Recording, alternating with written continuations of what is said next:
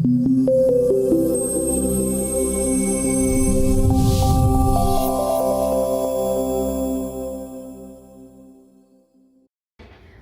pues muy buenas tardes, estoy emocionadísima y encantada de tener la presencia hoy del teniente coronel médico cirujano Jorge Benjamín Suárez. Él es maestro en ciencia biomédica en el área de inmunología. ¿Es correcto? Bienvenido. Quisiera compartir con todos ustedes pensamientos y dudas que todos los días compartimos entre nosotros, entre las redes sociales, en los grupos en los que estamos. Recibimos cualquier cantidad de información, pero sobre todo de desinformación. Y es muy importante que el día de hoy escuchemos lo que el maestro tiene que decirnos. Y tengo preguntas que seguramente ustedes también han pasado por su mente y que ahorita nos la van a aclarar. Al día de hoy, desde septiembre, ¿cuántos pacientes ha tratado? Yo creo que más de 700. ¿Y alguno de ellos ha tenido complicaciones graves o ha fallecido? Aproximadamente 5 personas de 700, había de ellos los cuales 2 tenían más de 97 años, los otros 3 personas de menos edad que cuando llegaron al consultorio o yo llegué a sus domicilios ya estaban saturando el 38, de los cuales pues sí, en ese momento se aplicó maniobras de urgencia y se trasladó al hospital, ¿verdad? Con tan bajísima saturación de 38, 37%. ¿Terminaron falleciendo? No, no todos, no todos. No. De esos 5 sí. Se salvó uno.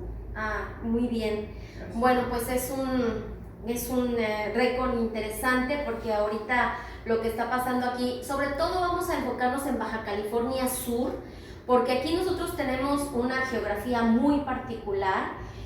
Una visita de personas, de turistas, tanto extranjeros como nacionales, y además personas llegando todos los días a establecerse, a vivir aquí, que es impresionante el crecimiento exponencial que estamos teniendo. Entonces, enfocándonos en Baja California Sur, a mí me gustaría preguntarle ¿cuántas variantes han salido hasta hoy y cuáles son las diferencias entre ellas? Es la alfa, beta, gamma y delta, son 4. La alfa y beta que fueron distribuidas en nuestro país en la primera fase fueron la primera y segunda ola de COVID que gracias a Dios vencimos con éxito y actualmente predomina la delta o por algunas personas llamadas la delta plus. Si me permite, en el principio el cuadro clínico de los síntomas COVID sí nos agregaba además la hiposmia, que es la falta de olfato, y la hipoxia, que es la falta de gusto o gusto alterado. Y en la variante delta es difícil que haya gusto alterado, que haya olfato alterado. Es un virus que esencialmente baja directamente a las vías aéreas inferiores. Ok, entonces eso significaría en un lenguaje coloquial que es más difícil detectar en sus etapas tempranas el COVID en estas variantes y por lo tanto es más letal. No es que sea más letal, pero sí es más rápido de esparcirse y por la falta de detección sí puede haber un índice de mortandad mayor y en menos tiempo, es decir, antes el paciente que nos daba síntomas iniciales, que ya acudía al médico a atención médica, pues ese paciente podía estar en más de 7 días, más de 10 días, 12 días, 13 días, antes de que se decidiera si el paciente vivía o no. Y actualmente ha habido casos con la variante Delta o Delta Plus que en 72 horas fallecen. Esos son los casos predominantes. En la tercera ola que se está iniciando en algunos estados de nuestro país, pero definitivamente el mayor estado con más altos índices de contagio sí es Baja California Sur, y por eso es que pues yo vine aquí a coadyuvar a que esto termine. Doctor, hablando de esto último que está comentando, nosotros siendo una entidad de las que menos habitantes tiene por kilómetro cuadrado, ¿A qué le atañe que seamos ahorita el estado de más contagios? Hay quienes dicen que es porque como somos el estado que más pruebas estamos haciendo, pues que es obvio que haya más resultados y entre ellos más resultados positivos por estadística, ¿no? Probabilidad y estadística. Pero ¿qué dice usted a esto? ¿Es por todas las pruebas que estamos haciendo o hay algo que la comunidad está haciendo o dejando de hacer para tener esta ola de contagios tan fuerte, particularmente aquí? Definitivamente la geografía específica y hermosa de la península, sobre todo en esta área de Cabos y La Paz, establece un turismo importante. Primero, la afluencia de turismo. Segundo, las elecciones afectó la actitud, y por supuesto esto se incluye en el tópico de la idiosincrasia.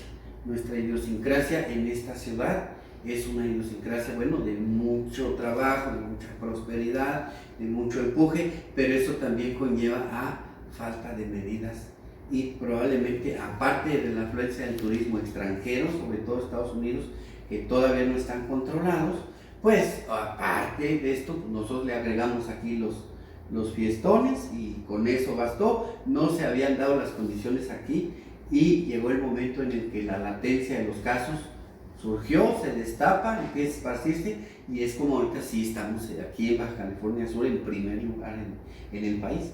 Y por eso es que le digo, tengo tanto interés en estar aquí, aunque sea 5 días, ¿verdad? Doctor, ¿por qué la diferencia si elecciones hubo en otros 14 estados del país y en muchos municipios del país? Y también sé que en otros estados está la cultura del trabajo y la cultura de seguir en las actividades económicas. Hay otros lugares donde las tradiciones familiares son mucho más arraigadas y entonces se tratan de ver entre las familias y de juntar, y sabemos que los mayores contagios se han dado precisamente en los entornos familiares porque hay un exceso de confianza y de pensar, pues si es mi familiar tiene que estar sano, y resulta que ahí es donde se han dado las peores tragedias, ¿no? Pero ¿por qué la diferencia? Digo, si en el resto del país hay condiciones también iguales como las que hubo aquí de elecciones, de campañas y de personas que van a trabajar. Yo lo noté por los dos aeropuertos, es muy diferente la bioseguridad, los protocolos que establecen en un aeropuerto como Ciudad de México. Digo, porque para venir de Delicias acá tuve que ir a Ciudad de México y luego me vine acá. Entonces es diferente el protocolo que se establece en un aeropuerto y en otro. Y ahorita se me está ocurriendo que si en el momento en el que en diciembre del 2019 en Wuhan, que inició este contagio, las personas hubieran tomado la conciencia y decidir no viajar como seguimos viajando durante todos los meses subsecuentes, no se hubiera expandido esta pandemia como lo hizo. Por supuesto, los viajes son causa importantísima. El sistema inmune tiene un capitán, un comando que se llama cerebro. El cerebro contiene emociones, por eso es que la psico, neuro, inmuno, endocrinología, la disciplina de la inmunología creada en España, se condiciona que hay enfermedades específicas que pueden afectar el cuerpo debido a la fortaleza o a la debilidad del sistema inmune. Es lo que yo siempre enseñé cuando me tocó. Yo fui profesor titular de inmunología en la Escuela Médico Militar durante 5 años, y es donde yo les enseñaba. Les digo, es que su sistema inmune es poderoso.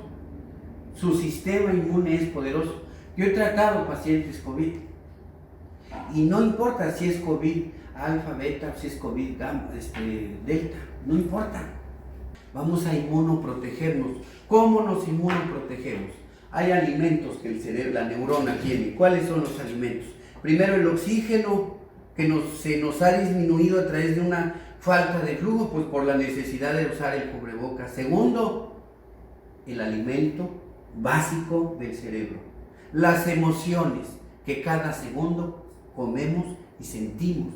La tristeza, el gozo, el amor, la esperanza, la desesperanza, todos esos son aspectos importantísimos de nuestro sistema inmune, nuestras emociones. Por eso es importante saber discernir entre lo falso y lo verdadero. No necesitamos nada más que inmunoestimularnos. ¿Cómo nos podemos inmunoestimular? Comiendo pescado, preferentemente de agua fría, 3 veces a la semana. ¿Cómo? Comiendo miel. Las personas que no sean diabéticas, una cucharada grande 2 veces al día. Una dieta abundante en ajo y antioxidantes que contiene. Y primero, pues lo que yo puedo decir, tomen transferón, un frasco al mes. 2 al inicio y un frasco al mes, y van a estar inmunoprotegidos para lo que venga. ¿Qué es el transferón? El transferón es un licuado de glóbulos blancos. Tomamos la membrana y toda la maquinaria celular del glóbulo blanco. ¿Dónde se extrae? El Instituto Politécnico Nacional lo extrae en el siglo XXI del banco de sangre. Toman sangre de 1000 pacientes, la inmunoprecipitan los glóbulos blancos con inmunoanálisis. Eso es un proceso inmuno certificado. Con la inmunoprecipitación se ultracentrifuga, se mezcla y queda el licuado de leucocitos. Esto se consigue, porque mi pregunta iba a ser que además de las vacunas, ¿qué activos o medicamentos pueden prevenir síntomas graves o fatales? Ya comentó muchos de ellos. Esto de lo que usted está hablando es un medicamento que se puede conseguir en la farmacia, viene en cápsulas, ¿qué es exactamente? Lo distribuye el Instituto Politécnico Nacional.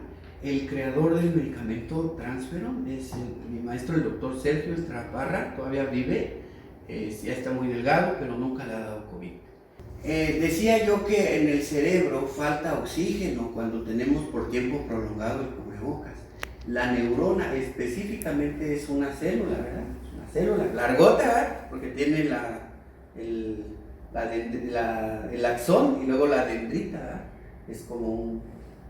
¿Y qué podemos hacer? Porque en realidad en todos los lugares nos exigen que tengamos cubrebocas, o quedarnos en casa, o como... No, salir, usar cubrebocas delgados. Yo uso un cubrebocas delgado, quirúrgico. Usar cubrebocas al gusto, gracias a Dios, todavía no está la exigencia del KN95, que es asfixiante, pero sí, o sea, efectivamente tenemos que seguir esas reglas. Ahora, hablando de los cubrebocas y del contagio, regresándonos un poquito, tengo entendido que el virus original y de sus variantes hay algunas que ya tienen una carga más concentrada. Porque nos decían, bueno, si estás a 1,5 metros de la otra persona, te llegan muy poquitos pequeñas partículas de saliva, porque está muy pesada la molécula del virus, y ahora resulta que llega más lejos, o que la carga viral es mucho más concentrada en una gota de saliva de lo que era antes con estas nuevas variantes. Sí, definitivamente el splicing viral. El splicing es, si me entiende entender el concepto, no. la mutación viral que lleva a través del tiempo. Porque sí, o sea, los virus, las bacterias son encíclicas, ¿verdad? Por ejemplo, la influenza, ¿no? H1N1 fue una variante, pero tenemos 40 de ellas, ¿no? Ese es el capítulo 16 del libro de inmunología, de las variantes. Sí, hay splicing, claro, pero cada vez se van haciendo más profesionales. Ahora, concepto, no depende la infección del virus, de que sea un virus muy profesional. Si nosotros cada momento respiramos hongos y ácaros, no sé si hayan leído en la prepa, ¿verdad? El libro uno precioso que se llama Los secretos de una casa. Y se describen los ácaros, preciosos, se los recomiendo.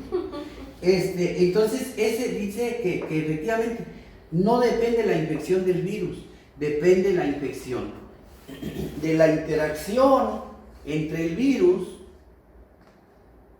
y el sistema inmune de usted. ¿Cómo vamos a estimular el sistema inmune? Primero, debemos de irnos a la verdad, porque la verdad es de Dios. Son mentiras que el virus sea muy peligroso. El virus es peligroso cuando hay un sistema inmune deficiente. El virus no es peligroso. Yo pongo el testimonio y gracias a Dios. Yo he revisado, los pacientes que he revisado, que son más de 700, todos sin cubreboca, porque ¿cuál es el efecto de la enfermedad? El efecto emocional, el efecto mental. Llega el paciente con guantes, temblando, con miedo, con cubreboca doble y una careta, y dice, doctor, es que me voy a morir y no se me acerque porque lo voy a contagiar. ¿De qué depende que no te haga una enfermedad? De tu sistema inmune. ¿De qué depende tu sistema inmune? De tus emociones y de que no creas las mentiras. Eso de que tengo un virus mortal, no es cierto. No hay virus mortales. Existen sistemas inmunes deficientes. ¿Cómo vamos a estimular el sistema inmune? Dejemos de creer mentiras. Dentro de las cosas que al parecer están sucediendo, es por ejemplo el daño que sí han tenido los pulmones de las personas que han tenido COVID, y muchas de ellas que sí se han recuperado. De todas maneras terminan con un daño irreparable en sus tejidos, en sus fibras pulmonares. ¿Cómo evitar que quede daño en nuestros pulmones, otros órganos, una vez que pues sí ya nos dio COVID, porque sí existe y sí nos da, sí nos contagiamos, pero cómo evitar que llegue a dejar ese daño tan fuerte una vez? Perfecto. Voy a retomar una pregunta que no le contesté. Antes si le contesto está bien. Dice, ¿cómo está lo de la carga viral del contagio? Sencillo, irnos a la verdad. Todos vamos a tener contagio con el COVID, todos lo tenemos, todos nuestros hijos, todos nuestros abuelitos, todos los adultos. ¿Sí? Desafortunadamente este virus, ¿qué hace? Selección. ¿Cómo estamos? ¿Qué debemos hacer? Tener conciencia que todos vamos a tener contacto con el virus. Uno no puede vivir por la vida poniéndose un cubreboca para que no te llegue un virus y vas y estornudas medio segundo abajo de la tele y ya te llegó. Eso se llama casualidad. ¿Y qué cree usted? La casualidad no existe. Ustedes que lo saben, ¿verdad? La casualidad no existe. Entonces no es casualidad, no existen. Lo que existe es sistemas inmunes y bichos. Entonces, pero hablando de la parte del daño en los pulmones. Del daño, bueno, con un adecuado tratamiento. Claro, que no, yo vine a Delicias a visitar a los hospitales, vine a Los Cabos a visitar a los hospitales, al protocolo de Japón modificado, nos llegó al Hospital Central Militar, el protocolo se modificó, se adaptó por mi amigo Rey David, y es el que estamos utilizando. No nos basamos a pruebas. La prueba de sangre falla en 50% con la de anticuerpos. La prueba de raspado nasal PCR falla en 37%. La única prueba que es más precisa es la tomografía simple de alta resolución. Ahora, ¿cómo evitar que tengamos consecuencias? El virus por sus factores, hace una curva de inmunosupresión, hace una curva de hipercoagulación. ¿Qué es hipercoagulación? Se produce un sangrado, se coagula y obstruye un vaso, se llama microinfarto, y a través de los pulmones se producen muchos microinfartos. Estas son las zonas de lesión. Ustedes lo van a saber muy bien y yo lo reitero porque es científico. No es una neumonía viral, es una coagulación intratisular diseminada. Curva de hipercoagulación, una curva de hiperinflamación que obviamente nos pone en la torre hasta en las neurohormonas cerebrales, en la serotonina, dopamina, y una curva de hipersecreción. Por eso es que combina la enfermedad como cuando nos daba influenza, pero ahora nos da influenza con SARS-CoV-1, ahora nos da con un síndrome de coagulación intravascular diseminada y con un virus de inmunodeficiencia adquirida. O sea, todo esto lo controla el sistema inmune. ¿Cómo? Tomen Transferon, y si se tratan, pues trátense con los buenos. ¿Cómo? Pues bien, ¿verdad? Aquí ya en Los Cabos existe. ¿Qué hay que incluir al protocolo? Obviamente, viroterapia avanzada, Remdesivir, ya lo tienen, ¿verdad? El Hospital San Lux, el doctor León, el amigo de cardiología, incluir viroterapia e incluir inmunoterapia. ¿Cuáles son? En la cadena de hiperinflamación, pues está interleucina 6, que tenemos una inmunoterapia que se llama Roatemra o tocilizumab, y la interleucina 1 y la interleucina 6 son la base de la cascada inflamatoria. inflamatoria.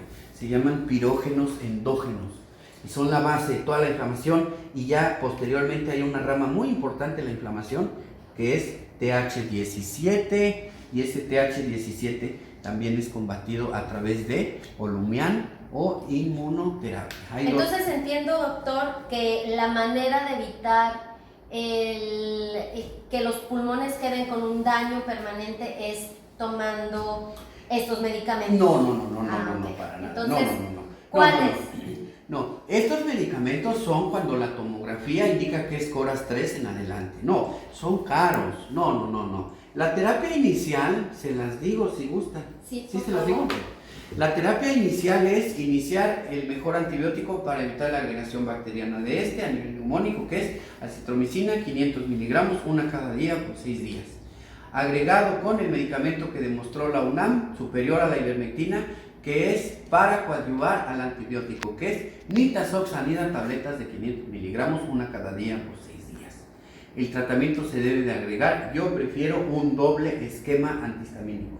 Yo combino Evastel Z obleas, que es Evastina, una cada 8 horas por 10 días, con Atarax, que es hidroxicina, de los más potentes, una cada 12 horas por 7 días.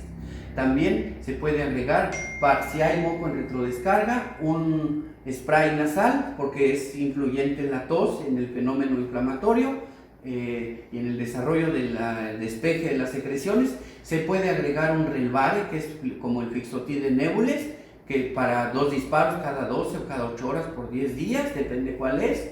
Se puede agregar nebulizaciones con Atrovel, con Pulmicor, con Fixotide Nebules, para que se acabe de despejar la flema. Se debe de agregar un antihistamínico, siguiendo esta pauta, ¿verdad?